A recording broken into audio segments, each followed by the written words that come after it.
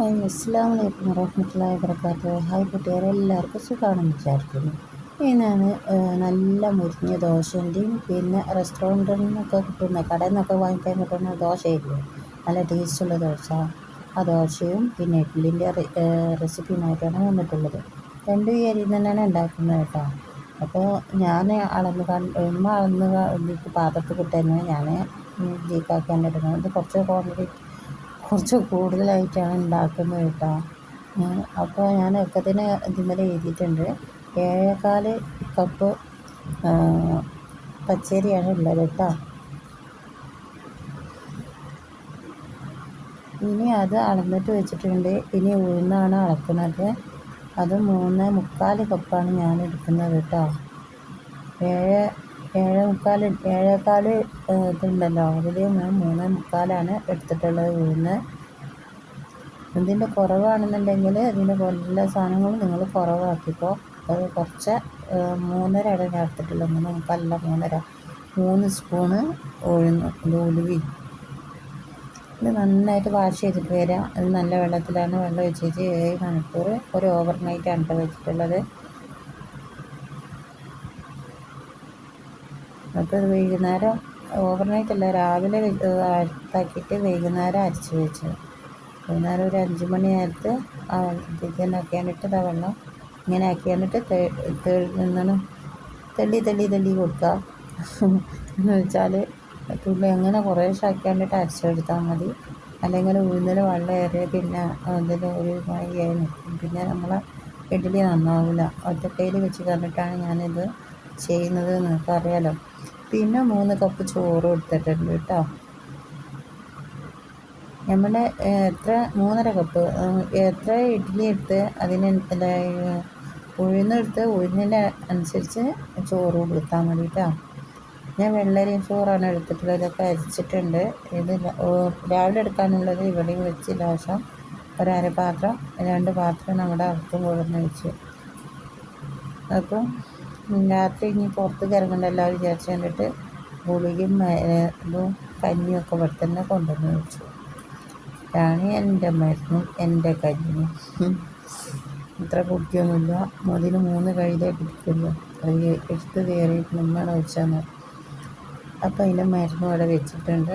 ഇപ്പോൾ നേരം വെളുത്ത് നല്ല പൊങ്ങി വന്നിട്ടുണ്ട്. മറ്റത് ഞാൻ 3 മണിയായ സമയത്ത് 3 മണിക്ക് ഇടയ്ക്കൊരു നീക്കലുണ്ട്. എണീക്കുന്ന സമയത്ത് ഞാൻ എടുത്ത് കളഞ്ഞിട്ട് ഫ്രിഡ്ജിലേക്ക് വെച്ചു കേട്ടോ. അങ്ങനെ നമുക്ക് ആവശ്യം പെട്ടാൽ മതിയല്ലോ. അപ്പോൾ ഞാൻ ഇപ്പോൾ ഫസ്റ്റ് ചുടുന്നത് ഇഡ്ഡലിയാണ് കേട്ടോ. എനിക്ക് ഏറ്റവും ഇഷ്ടപ്പെട്ടതാണ് ബ്രേക്ക്ഫാസ്റ്റിൽ ഇഡ്ഡലി. പിന്നെ പിന്നെ വേറെയുള്ളതൊക്കെ ഇഷ്ടമാണ്. കിച്ചടി പരിപ്പ് അതിനൊക്കെ ഇഷ്ടമാണ് കേട്ടോ. അപ്പോൾ ഏതായാലും ഇതൊന്ന് ആവി കയറിയിട്ട് ശേഷം അതിലേക്ക് ഒഴിച്ച് കൊടുത്താൽ മതി കേട്ടോ. എന്നാലാണ് നമുക്ക് നല്ല പഞ്ഞിലൂടെ നല്ല സോഫ്റ്റായിട്ട് കിട്ടുമല്ലോ. അപ്പോൾ ഇഡ്ഡലി പാത്രം മുക്കണമെന്ന് ഇതാക്കുമ്പോൾ നോക്കുക. എൻ്റെ ഫോണിങ്ങനെ ഇളകി പറഞ്ഞുകൊണ്ട് നല്ല രസമുണ്ടല്ലോ കാണാൻ. ഇതൊന്ന് കുത്തി നോക്കുന്നുണ്ട് കേട്ടോ, ഒന്ന് വെന്തിക്കണമെന്ന് നോക്കുന്നുണ്ട്. അപ്പോൾ ഉള്ളിൽ വെന്തിക്കണമെന്നുണ്ടെന്നുണ്ടെങ്കിൽ നിങ്ങളെടുത്തോ.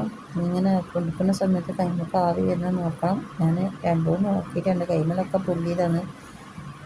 ഇത് ചെറിയ ഫ്ലെയിമിലാക്കി വെക്കാം. അപ്പോൾ ഇനിയിപ്പോൾ ഇത് വേഗം എടുക്കാനെന്ന് വെച്ചാൽ നമുക്ക് കയ്യിൽ ഇച്ചിരി വെള്ളം ഇങ്ങനെ തെളിച്ച് കൊടുത്താൽ മതി. കടയിലൊക്കെ ഇങ്ങനെ വെള്ളം തെളിച്ച് കൊടുക്കില്ലേ, അതുപോലെ വെള്ളം തന്നെ കുറേശ്ശെ തെളിച്ച് കൊടുത്താൽ മതി.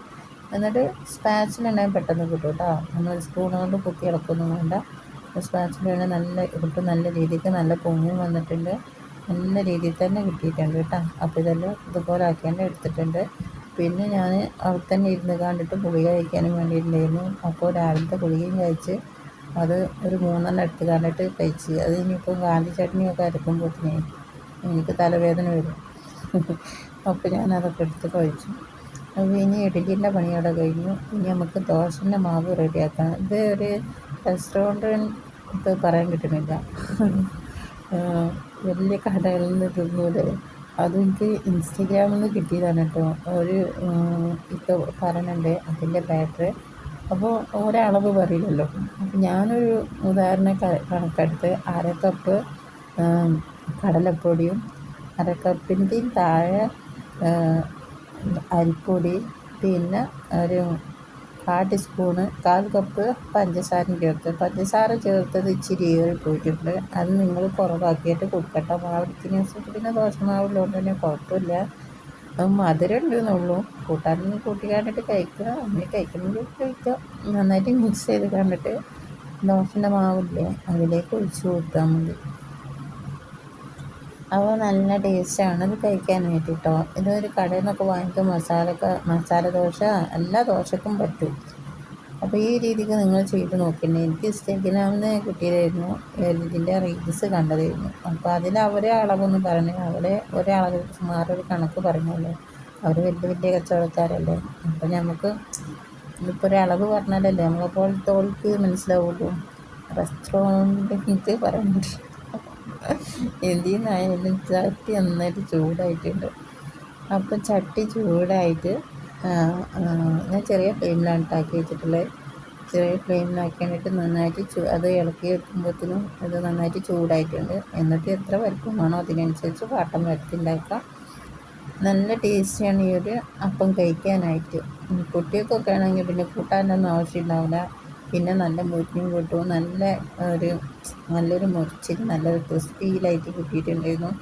അപ്പോൾ ആകെ 2 ദോശ ഇട്ടാണ് ചുട്ടത്. പിന്നെ എനിക്ക് ഇഡ്ഡലിക്കാണ് ഇഷ്ടം. പിന്നെ ചുട്ട് ഉമ്മക്കും അങ്ങോട്ടൊക്കെ പറ്റി നല്ലൊരു ടേസ്റ്റ് ഉണ്ടെന്ന് പറഞ്ഞു. അപ്പോൾ പിന്നെ ഒരു ദിവസം ദോശ ഒരു ദിവസം ഇഡ്ഡലി അങ്ങനെ ആക്കാമല്ലോ. ഞാൻ മാവും വെച്ച് കണ്ടിട്ടുള്ള പണികളാണല്ലോ. അപ്പോൾ ഇങ്ങനെ ഇച്ചിരി ഓയിലാണ് ഞാൻ തൂക്കി കൊടുക്കുന്നത്. നമുക്കതിൽ നെയ്യുണ്ടെങ്കിൽ കൊണ്ട് നെയ്യ് എടുത്തോ. നെയ്യുണ്ട്, പക്ഷേ എടുത്താൽ കുറച്ച് പണിയാണ്. ഞാൻ ഉള്ളിൽ കയറിപ്പോണം. അപ്പോൾ അതിനേക്കാളും നല്ല ഇവിടെ ഉള്ളത് തന്നെ എടുക്കാൻ വിചാരിച്ചിട്ട് അത് എടുക്കുന്നതാണ്. ഇച്ചിരി നെയ്യെങ്കിലും ഉണ്ട്, ഇല്ലയെന്ന് പറയുന്നില്ല, ഇച്ചിരി ഉണ്ട്. അപ്പോൾ ഇത് നല്ല മുരിഞ്ഞിട്ടുണ്ട്. ഇനി ഒക്കൊക്കെ മുരിയണമെന്നുണ്ടെങ്കിൽ മുരിച്ചെടുത്തോളൂ കേട്ടോ. അപ്പം ഇതേതായാലും ഇതുപോലെ ദോശ നിങ്ങൾ ചുട്ടെടുത്ത് നോക്കിയിട്ടുണ്ടെങ്കിൽ അപ്പോൾ നല്ല ടേസ്റ്റാണ് ഇത് കഴിക്കാനായിട്ട്. അപ്പോൾ ഉണ്ടാക്കി നോക്കാത്തവരൊക്കെ ഉണ്ടാക്കി നോക്കുക. ഇന്നത്തെ വീഡിയോ നിങ്ങൾക്ക് എല്ലാവർക്കും ഇഷ്ടമെങ്കിൽ ലൈക്ക് ചെയ്യുക, ഇഷ്ടമായിട്ടില്ല ഡിസ്ലൈക്ക് ചെയ്യുക. എൻ്റെ ചാനൽ ആദ്യമായി കാണുന്ന കൂട്ടുകാരനെ സബ്സ്ക്രൈബ് ചെയ്യാനും മറക്കരുത്. എൻ്റെ ചാനലിലെ വീഡിയോസിന് നിങ്ങൾക്ക് ഉപകാരമായി തോന്നുന്നുണ്ടെങ്കിൽ മറ്റുള്ളവർക്ക് എത്തിക്കാനും മറക്കരുത്. ഇൻഷാ അല്ലാഹ് അടുത്ത റെസിപ്പിയുമായി